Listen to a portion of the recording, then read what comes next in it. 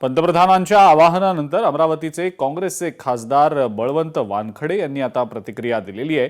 पंतप्रधानांनी केलेलं आवाहन हे फार चिंताजनक असून जनतेला दिलासा देऊन त्यांच्या समस्या सोडवल्या पाहिजेत। लोकांना भावनिक आवाहन करून वेठीला धरू नका असं बळवंत वानखडे म्हणतात। आणि याच संदर्भात खासदार बळवंत वानखडे यांच्या सोबत आमचे प्रतिनिधी सूरज दहाट यांनी संवाद साधलाय, पाहूया।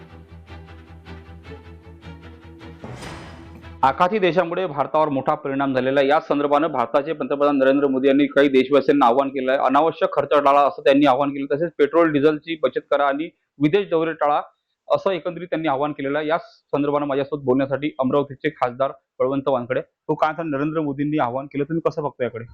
देशाचे पंतप्रधान नरेंद्रजी मोदी साहेब यांनी जे देशाला आवाहन केलं ते मला असं वाटतं की फार चिंताजनक आहे।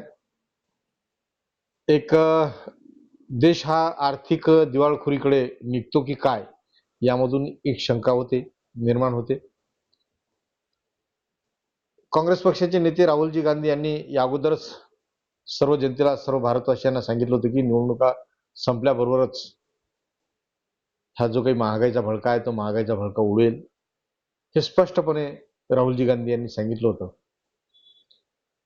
तेल खाऊ नका, कमी खा, पेट्रोल डिझेल कमी वापरा किंवा अन्य काही जे आव्हानं आहेत त्यांनी लोकांना केलेली आहे, ते लॉकडाऊन पुन्हा लागते काय या दिशेनं ते पावलं आहेत।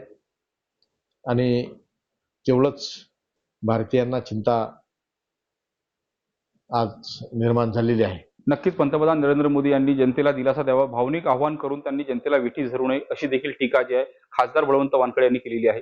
सूरज दहाट, लोकशाही मराठी, अमरावती। लोकशाही मराठी ऐका, पहा, जागरूक रहा।